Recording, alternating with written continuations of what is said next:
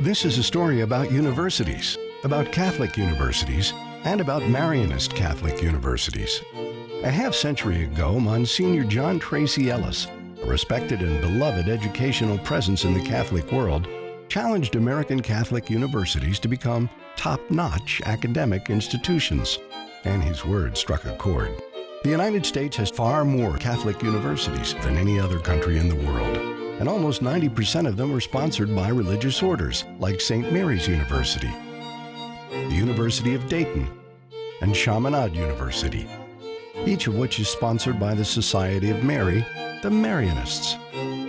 Responding to Vatican II's call to Catholic laity at large, the stewardship of these universities has increasingly become the shared responsibility of Marianist priests and brothers, Marianist sisters, and many lay Marianists. This bright new development in shared stewardship is a great gift to Catholic higher education. Since so many Catholic universities are sponsored by religious orders, we might spend a few moments on that history.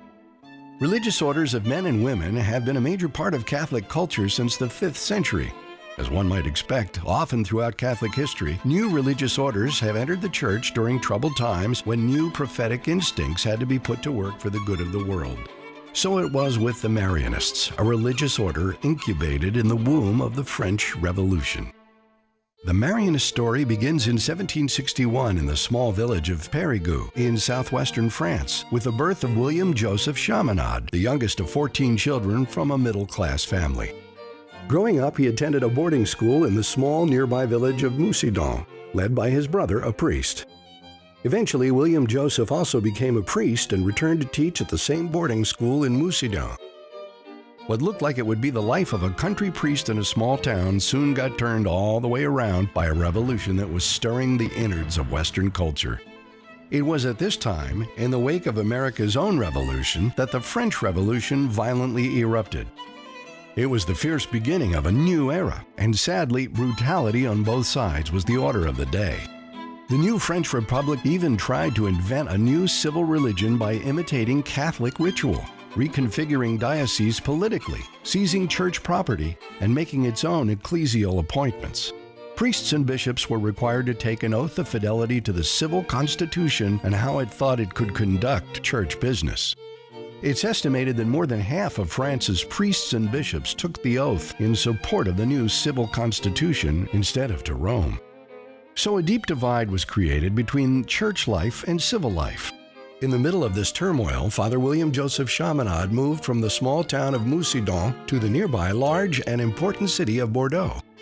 He refused to take the civil oath, however, and went into hiding, though continuing to minister in various disguises. Fearing execution, in 1797, Chaminade was finally forced into exile and went with other priests and bishops to Zaragoza, Spain. In late 1800, upon returning to Bordeaux, Father Chaminade began organizing small lay communities throughout the area to engage the citizenry in reconstructing France, its faith, and its daily life. Central to the foundations of these communities was the better side of the revolutionary concepts of liberté, fraternité, and égalité, freedom, brother and sisterhood, and equality among equal human beings. Father Chaminade spent the remainder of his life committed to building a new world through the activity of the laity, paying special attention to young adults as they would be the artisans of the new world. In 1816, a group of women, organized by and with Adèle de Batz de Tranquillon, became a new religious order, the Daughters of Mary Immaculate, often known today as the Marianist Sisters.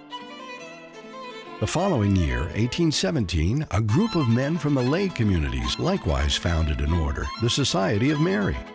This is the whole Marianist family, and that larger family is part of all the Marianist universities. No matter how you cut it, Marianist culture is profoundly about community, and you can be sure that Mary is never far away, but at the center, urging us on with the words she spoke at the wedding feast of Cana. Do whatever he tells you.